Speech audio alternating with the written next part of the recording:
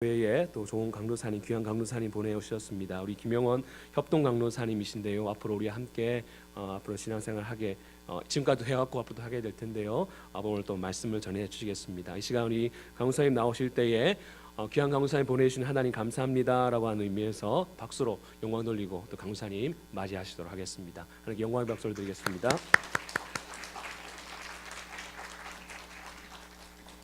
감사합니다. 박수 쳐주시고 환영해 주셔서 감사합니다. 기도하겠습니다. 하나님 아버지 감사합니다.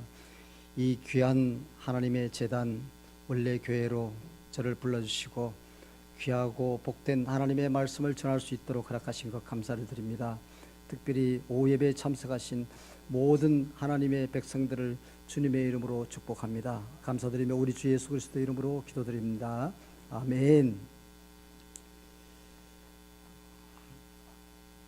이 시간 오후 예배에 이렇게 하나님의 말씀을 듣고자 또 하나님을 찬양하고 하나님께 기도하며 하나님께 예배드리는 자리에 함께 하신 우리 성도님들을 주님의 놀라우신 복을 더하실 줄로 믿습니다. 아멘. 사실 주일 예배 하면 오전 예배만 주일 예배로 하는데 오후 예배, 저녁 예배, 밤 예배까지 있다면 그것이 다 주님께 영광 돌리는 예배인 줄로 믿습니다. 여러분 혹시 그 예전에 춘궁기라는 걸 아시죠? 그때 저는 산골에 살았기 때문에 쌀이 없었어요. 그래서 고구마 밥을 참 많이 먹었습니다.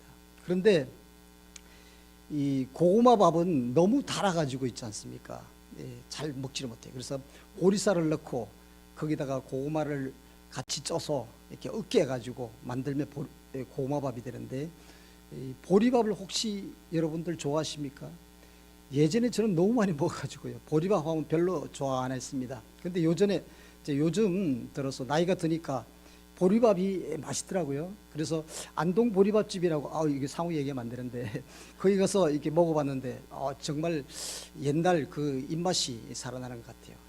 그래서 요즘은 이게 보리밥을 건강을 위해서 건강식으로 먹는데 옛날에는 먹고 살기 위해서 어쩔 수 없이 쌀이 없기 때문에 먹었지 않습니까? 왜 보리밥 얘기를 갑자기 했을까 궁금하시죠?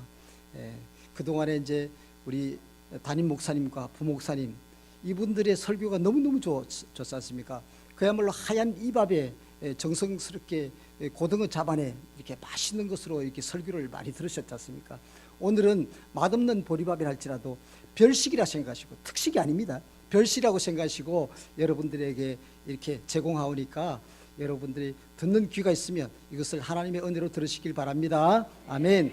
제가 좀 떨립니다. 그래서 여러분의 그 아멘 소리가 힘이 납니다. 그리고 응답해 주시고 사실 고신 측에서는 이 아멘 소리를 잘 안 하더라고요. 저는 통합을 거쳐서 합동을 거쳐서 또 고신에서도 이렇게 부교육자로 사역을 해봤는데 이 고신이 제일 힘들어요. 설교하기가. 왜냐? 듣는 것인지 안 듣는 것인지 은혜를 받는 것인지 아니면 불만이 있는 것인지 알 수가 없어요. 왜냐? 아멘이 없기 때문입니다. 오늘 여러분들과 함께 한 마음으로 하나님의 말씀을 서로 묵상하는 시간이 되시기를 주님의 이름으로 축원합니다. 아멘. 감사합니다. 아멘 소리가 너무 커서 제가 힘이 납니다. 예. 오늘 베드로 사도는 본문에서 만물의 마지막이 가까웠으므로 이제 우리가 정신을 차리고 늘 근신하고 기도해야 함을 깨우치고 있습니다. 이는 지금 이때가 바로 말세임을 알아서 정신을 차려 기도해야 한다는 말입니다. 다들 지금은 말세 지말이라고들 하지 않습니까? 이것은 모든 만물이 하나님의 섭리 가운데 있지만 인간의 죄가 관영함으로써 꽉 찼음으로 인해서 그 마지막이 눈앞에 와 있다는 것을 말하고 있습니다. 이것은 우리에게 마지막 심판의 때를 준비하라는 경고 또한 그렇습니다. 그것은 맡은 자의 책무이기도 합니다. 성도의 소임은 주님의 사랑으로 주님이 그러하셨듯이 섬기는 일입니다. 성도의 섬김이란 모든 말과 행동으로 드러나게 되어 있습니다.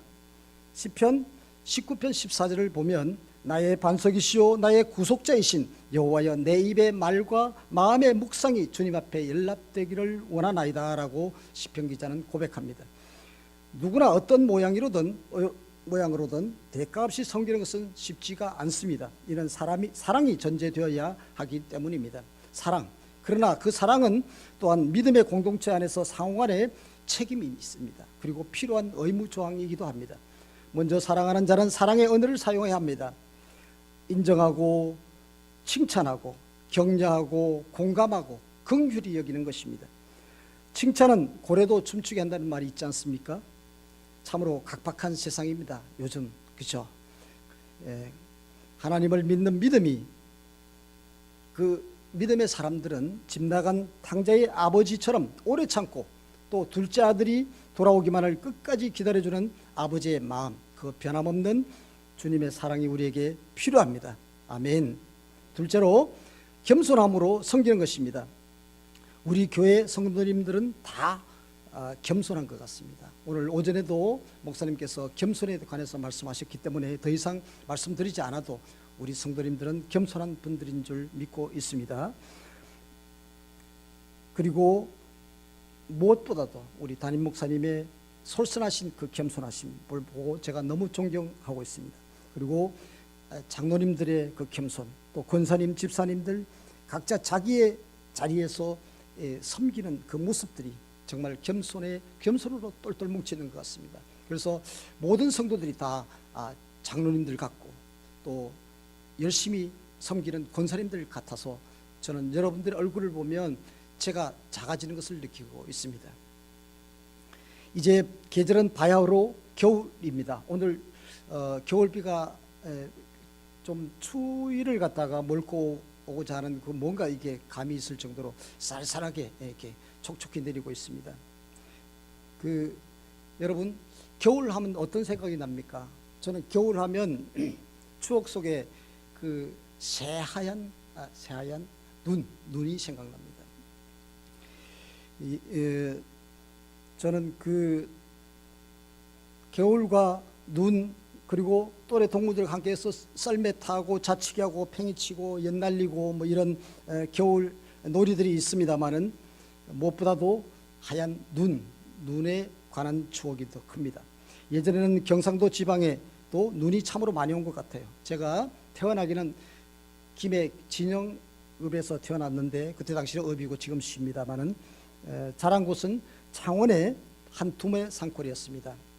지금은 도시화로 그 모습이 다 사라지고 없어요.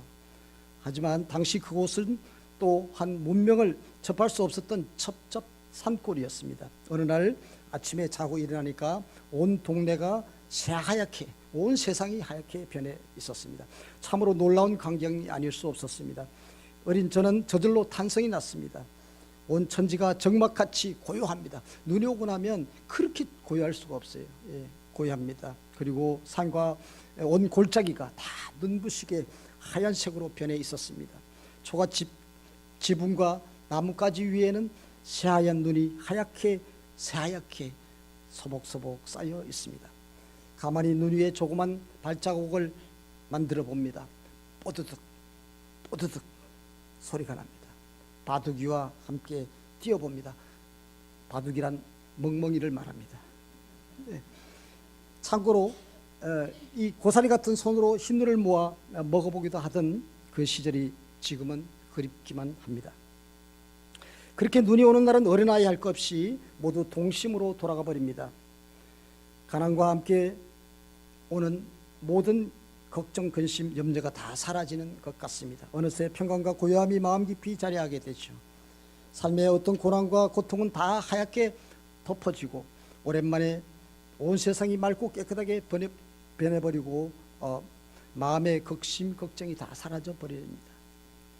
성도님들 어떠세요? 잠시 동심에 젖어 보셨나요? 예.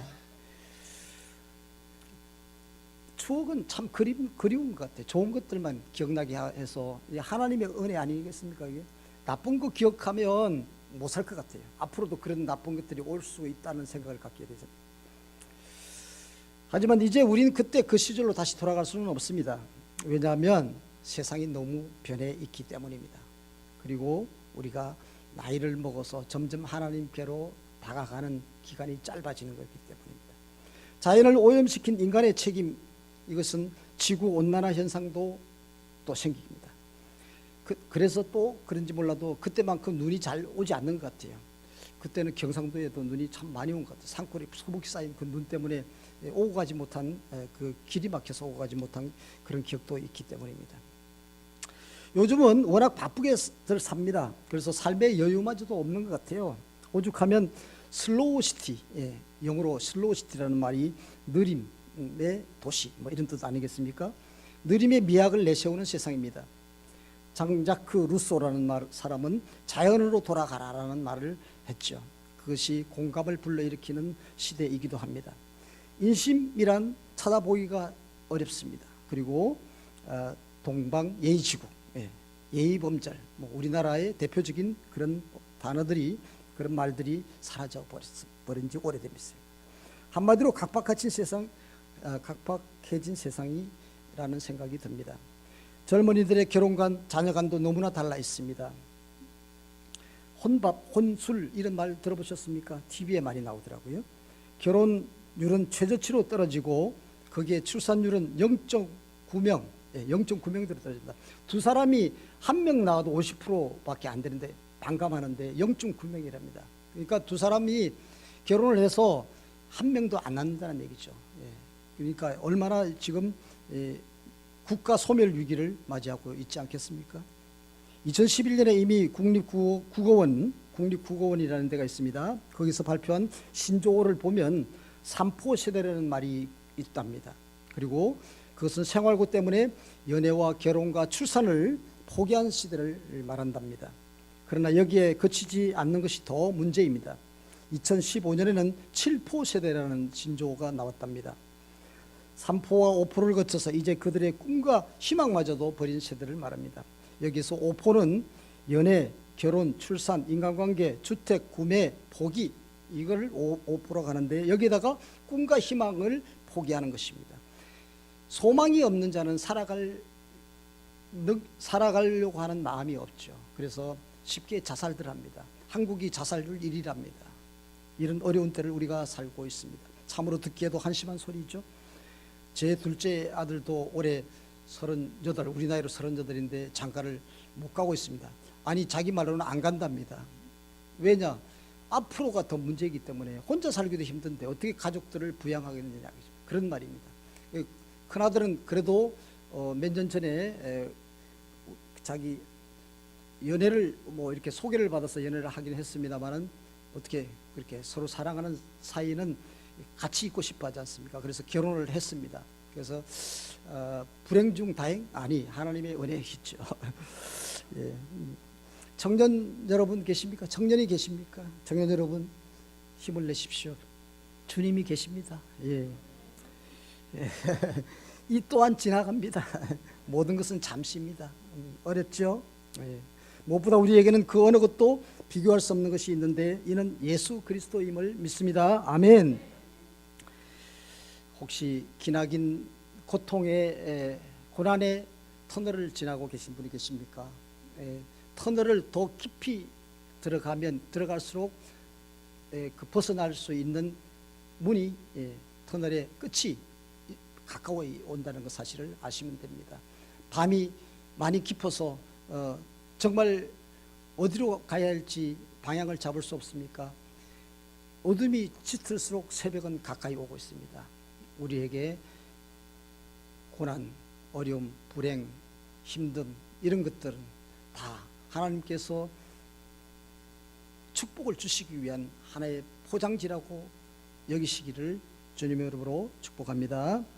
우리에게는 한없이 크고 놀라운 사랑과 은혜를 보시는 하늘 아버지, 우리 아바 아버지가 계시기 때문입니다. 세상이 알 수 없고 줄 수도 없는 주님 주신 이 평안이 곧 우리 안에 있음을 믿습니다. 아멘. 무엇보다도 우리에겐 머지않는 장래에 돌아갈 수 있는 그리운 본향이 있지 않습니까?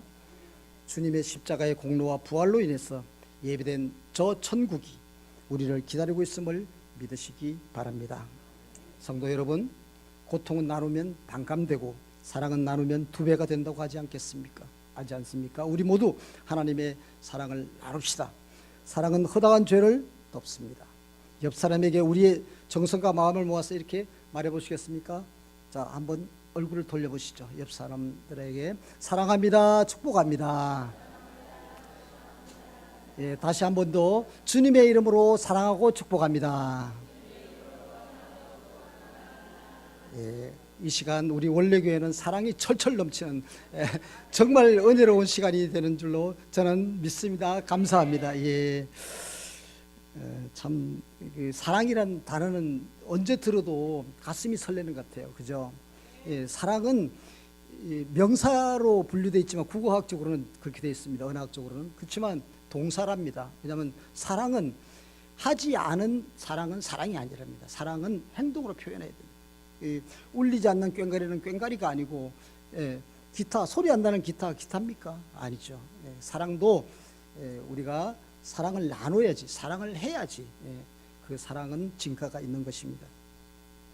하나님이 주신 이 사랑은 물이 바다 덮음같이 마치 온 세상을 덮는 하얀 눈처럼, 아까 말씀드린 그 눈처럼 무엇을 묻지도 않고 따지지도 않고 온 세상을 다 덮어주십니다. 이것은 곧 예수님의 십자가 보혈로 기인됩니다. 주님의 그 놀라우신 사랑은 알게 모르게 지은 허다한 우리들의 죄, 더럽고 추악한 죄까지도 덮는 능력을 우리에게 주심을 믿으시기 바랍니다. 주님을 믿는 자가 마땅히 해야 할 것은 서로 베풀고 용납하는 사랑입니다. 마태복음 18장 21절에 그때에 베드로가 나와 이르되 주여, 형제가 내게 죄를 범하면 몇 번이나 용서하여 주리까? 7번까지 하오리까? 하고 묻자 22절에 예수님께서 말씀하십니다. 7번뿐 아니라 7번을 70번까지, 7을 70까지. 7 곱하기 70이면 490이네, 그죠? 엄청나지 않습니까? 이거 7이라는 뜻은 완전수입니다. 7에다가 또 70을 곱합니다. 네, 이것은 끝까지 사랑하라는 얘기죠. 그죠? 용서하라는 얘기죠. 용서하지 않으면 사랑할 수가 없습니다. 사랑하면 용서하게 되어 있습니다. 우리가 대접을 받고자 하면 먼저 남을 먼저 대접하라는 우리 마태복음 7장 12절 말씀이 있습니다. 이것은 그리스도인의 황금률입니다. 세상 사람들은 give and take이라고 합니다. 주어야 받는다. 이 다 성경에서 나오는 말입니다. 네, 우리가 높아지고 싶습니까? 낮은 데로 가야 됩니다. 사랑은 대접하고 섬기는 일입니다. 그렇다면 어떻게 우리가 섬기면 될까요? 무엇보다 받은 은사대로 서로를 위해 봉사하면 됩니다. 이것이 청지기적 사명입니다. 자, 오늘 설교 제목을 제가 말씀 안 드렸는데, 물론 주보에 있지만 한번 주보에 다시 보십시오. 청지기입니까? 입니다. 예.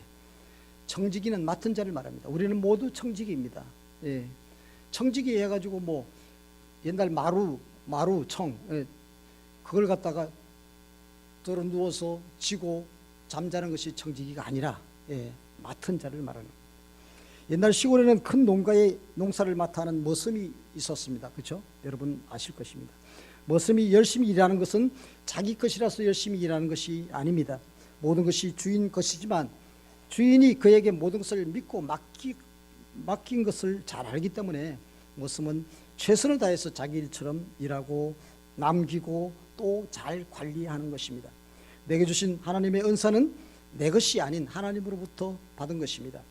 청지기는 하나님이 내게 맡기신 모든 것을 하나님 나라와 그 자녀를 위해서 최선을 다하고 충성으로 섬기는 것이 청지기 사명임을 믿습니다.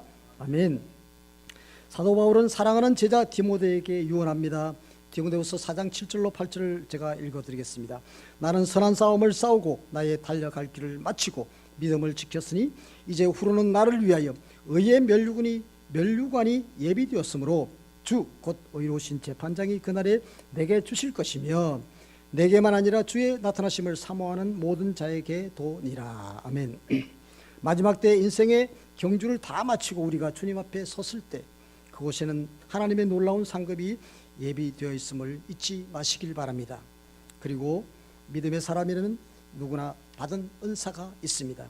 로마서 12장 6절에서 8절 말씀을 보면 우리에게 주신 은혜대로 받은 은사가 각각 다르니 혹 예언이면 믿음의 분수대로, 혹 섬기는 일이면 섬기는 일로, 혹 가르치는 자면 가르치는 일로, 혹 위로하는 자면 위로하는 일로, 구제하는 자는 성실함으로 다스리는 자는 부지런함으로 긍휼을 베푸는 자는 즐거움으로 할 것이니라 라고 말씀합니다.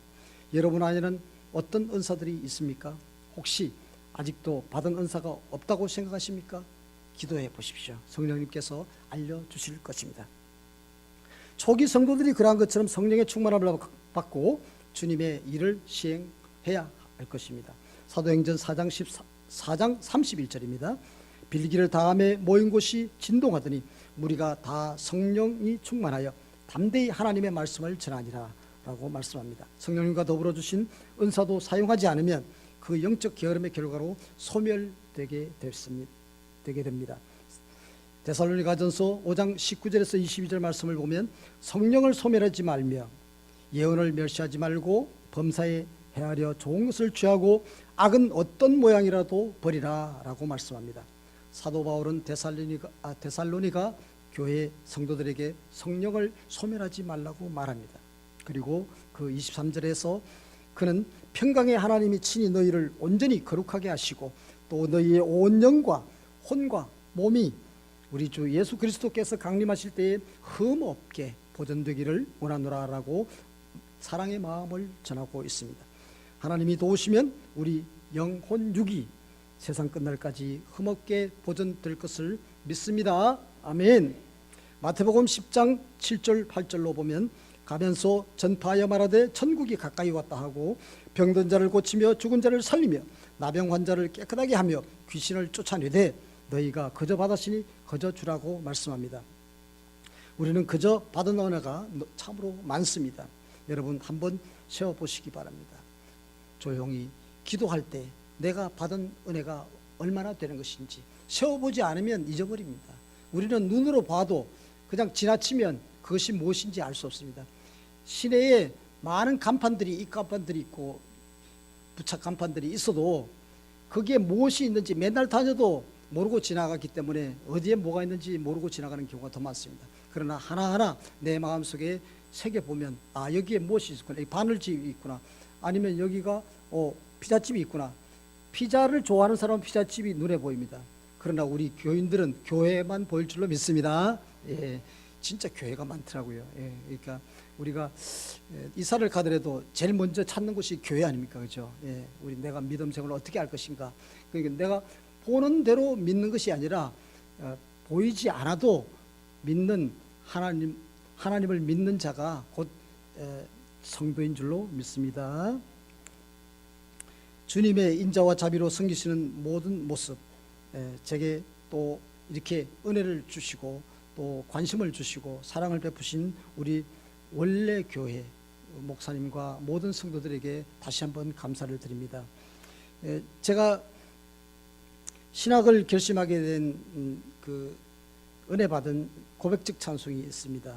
316장. 오늘 어제 이제 제가 이 말씀과 또 찬송을 갖다가 이렇게 조금 바꿨어요. 왜냐 그 동안에 이제 지난주에 제가 요한 복 있는 요양병원에서 매주마다 이제 매주 토요일 날 설교 사역을 나가는데 거기서 이제 어르신들을 대상으로 설교를 했습니다. 물론 그 중에는 이제 스텝들도 있기 때문에 스텝이 들으라고 복음 전도에 대한 말씀을 많이 합니다만은 이게 이 설교를 해야 되는데 뭐 이런 생각도 들고, 그다음에 이제 원래는 예배자라는 제목으로 설교를 하려고 했었다가 도저히 제 역량이 미치지 않는 것 같아서 그 요양병원에서만 설교를 했습니다만은, 그래서 또 이게 찬송도 316장을 제가 이렇게 바꿨습니다. 316장으로. 그래서 그랬더니 이제 우리 여러분들이 이 316장 잠깐 하면 주여 나의 생명 나의 정성 드립니다 이렇게 시작되거든요. 나중에 한번 제가 기회가 있으면 부르는데 시간상 그렇게 많이 부를 수 없을 것 같아서 이것이 고백적 찬송입니다. 이거 보면 내가 하나님의 일을 하지 않고는 못 배길 정도의 그런 마음의 감동들이 있습니다. 참 좋아하는 찬송입니다. 그리고 또 하나는 예수 내 삶의 중심 나의 근원 나의 빛 예수 예수 내 삶의 중심 나의 소망 내 노래 예수 내 삶의 이유 되시는 이 항해의 바람 내 삶의 이유 되시는 예수 예수 아멘. 이하 생략입니다. 사실은 내가 살아가는 이유가 예수 한 분밖에 없음을 고백합니다. 성도 여러분, 내가 잘하는 것, 내가 즐겨하는 것을 주님의 일에 사용하는 것이 하나님께 영광 돌리는 것입니다. 혹시 너무 여러분들에게 장기가 많습니까? 무엇이든지 잘하십니까? 많이 배우셨습니까? 그리고 누구한테 드러내고자 하는 자랑할 거리가 많습니까? 그래서 하나님의 일, 주님의 일, 처음에 우리 교회를 딱 찾아오면 어디부터 봅니까? 주차 안내, 그 다음에 성도들에게 인사하는 그 안내자들이 있지 않습니까? 그분들 보고 교회가 50%가 벌써 이렇게 판명이 됩니다. 처음 오는 사람들은요, 그분들을 먼저 보게 되지 않습니까? 그분들이 교회의 대표자입니다. 예, 춥지만 또는 덥지만 귀찮지만 바람이 불지만 거기 서서 섬기는 분들 너무너무 귀합니다. 그분들이 공부를 안 했습니까? 많은 것을 배우고 많은 것을 갖고 있다 할지라도 그분들이 하는 일들은 누구나 할 수 있는 것 같지만 아무나 할 수 없습니다. 예, 그분들 정말 귀합니다. 주방에서 일하시는 우리 권사님, 집사님들 너무너무 감사합니다. 날마다 기도로 맛있는 음식을 해주셨습니다. 아니, 날마다는 아니죠. 주일마다. 그러니까 너무 저는 항상 받아 먹을 때마다 감사하는 마음이 큽니다. 시간이 많이 흘렀네요. 예수님은 선한 목자입니다. 그리고 우리는 그분의 청지기입니다. 따라서 그리스도인의 생활은 선한 청지기의 삶이 되어야 할 것입니다. 따라서 우리는 마땅히 하나님의 일을 맡은 청지기로 그 모습이 묻어나야 할 것입니다. 하나님처럼 말하고 주님처럼 헌신하라. 다시 말해서 이것은 모든 것을 그리스도인답게 행하라는 뜻입니다. 그리고 복음을 전할 때는 성경의 지식과 지혜로 해야 할 것입니다. 죄송합니다. 평소에 쓰는 일상 언어에도 하나님의 품성이 하나님의 성품이 드러내는 말을 사용해야 합니다. 그리고 서로의 허물을 덮어주는 말, 아름다운 사랑의 언어를 서로 나누신다면 참으로 좋겠습니다. 12월은 성탄의 달입니다. 오늘은 주님을 기다리는 대강절 셋째 주일을 기념하고 있습니다. 하나님의 성육신 하셔서 독생성자 예수님으로 오셨습니다. 그 높고 영원하신 하늘 보좌를 다 버리고 낮고 천한 이 땅으로 죄인인 우리를 섬기러 오실 것입니다. 주님의 제자된 우리도 최선을 다해서 주님의 나라와 백성을 위해서 원망 없이 아름다운 말과 기쁨으로 겸손하게 섬겨야 할 것입니다. 아멘. 우리 한번 힘을 내보십시다. 주님의 상급이 크실 것입니다. 그로 인해서 주님이 기뻐하실 줄 믿습니다. 아멘. 그때 우리의 섬김을 보고 천사도 흠모하지 않겠습니까? 우리는 그리스도의 제자입니다. 하나님이 부르시는 그날까지 위로는 하나님을 사랑하고 옆으로는 내 몸과 같이 내 이웃을 사랑하기를 원합니다. 이것이 사랑의 주님, 그 십자가를 따르는 길이 아니겠습니까? 공교롭게도 제 나이가 원래 교회의 나이하고 같습니다. 예. 그래서 더욱 우리 교회가 애착이 가는 것 같습니다. 우리 교회 올해 3대 목표를 보니까 교육과 훈련, 전도와 선교, 그 다음에 성김과 치유입니다. 우리는 전도와 선교에서 딱 걸립니다. 왜냐? 내가 일궈 놓은 것이 없습니다. 열매가 안 보입니다. 그러나 전도는 하나님의 명령입니다. 해도 되고 안 해도 되는 것이 아닙니다. 전도는 하나님의 영광을 위하여 나를 거룩하게 소비하는 것입니다. 아멘. 감사합니다. 예수님의 십자가의 희생적 헌신적 사랑, 그것을 전하는 것이 곧 복음 전도입니다. 이것은 하나님의 숭고한 아가페 사랑의 완성으로 향하는 길임을 믿으시기 바랍니다. 주님 안에서 사랑하는 성도 여러분, 눈물로 씨를 뿌리는 자는 기쁨으로 그 단을 거두게 될 줄 믿습니다. 뿌리십시오. 지금 사랑의 씨앗, 복음의 씨앗을. 그 결과는 하나님께 맡기시고 하나님께서 다 알아서 하실 것을 믿어야 할 것입니다. 우리가 전하기만 하면 언젠가 그 열매를 볼 수 있을 것으로 확신합니다. 비록 그리 아니하실지라도 우리는 전해야 합니다. 그것은 예수님의 마지막 부탁이요 지상 명령이기 때문입니다. 마태복음 28장 19, 20절에 보면 그러므로 너희는 가서 모든 민족을 제자로 삼아 아버지와 아들과 성령의 이름으로 세례를 베풀고 내가 너희에게 분부한 모든 것을 가르쳐 지키게 하라라고 말씀합니다.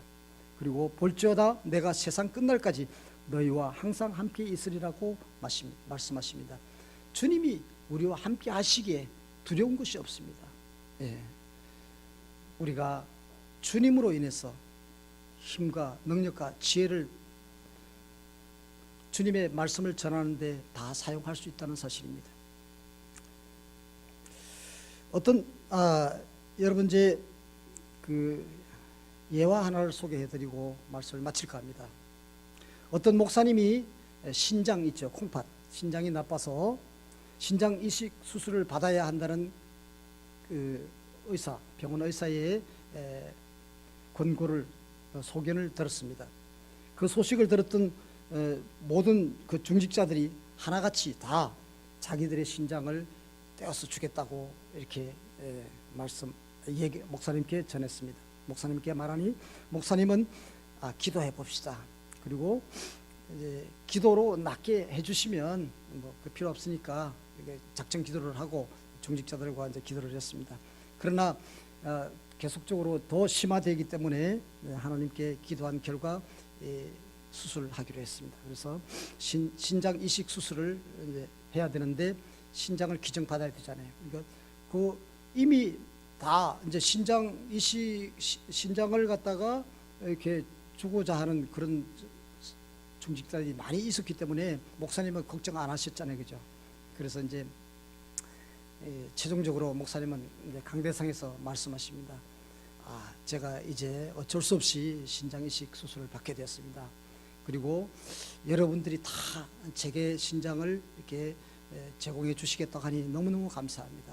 이제 그 많은 분들의 신장을 내가 받을 수가 없지만 단 한 분, 하나님께서 추천하신 그 분에게 신장 이식 수술을 제가 그분들한테 받겠습니다. 그리고 이제 방법은 뭐냐면 하얀 깃털을 갖다가 이게 하나 가지고 강대상에서 이렇게 후 불어서 그 깃털이 떨어지는 앞에 그 머리 위나 앞에 떨어지면 그분의 신장을 제가 제공받겠습니다. 그래가지고 이제 깃털을 이렇게 후 불었습니다.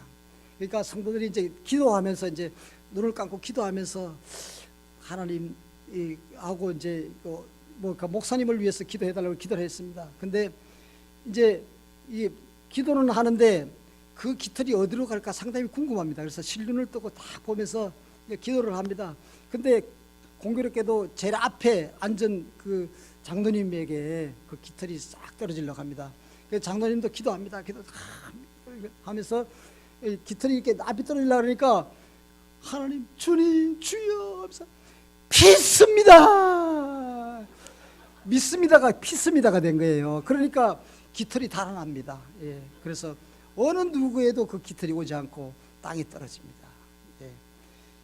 선교 누가 합니까? 전도 누가 합니까? 내가 해야 합니다. 제가 해외 아울리치를 많이 나갔습니다. 하나님의 은혜로 항공사에 있다 보니까 또 그런 혜택이 주어졌습니다. 그래서 나가다 보면 그 선교지에 내가 해야 될 그 일들입니다. 내가 선교사로 나가야 됩니다. 결심 수없이 많이 했습니다. 돌아오면 또 달라집니다. 여러분 한번 해보십시다. 네, 하면 된다 그렇죠? 그죠? 예, 주님께서 우리를 통해서 일하시는 것입니다. 성령님이 일하시는 것입니다. 우리가 하는 것이 아닙니다. 나는 그저 도구로 사용되시는 것인 줄 압니다. 이로써 우리 모두가 사랑의 사도로 선한 청지기로 참된 그리스도인으로 툭 건드리기만 하면, 옆구리 툭 건드리면 예수의 향기가 드러나는 작은 예수가 우리가 되기를 주님의 이름으로 축복합니다. 감사합니다. 하나님 아버지 감사합니다. 이 보잘것없고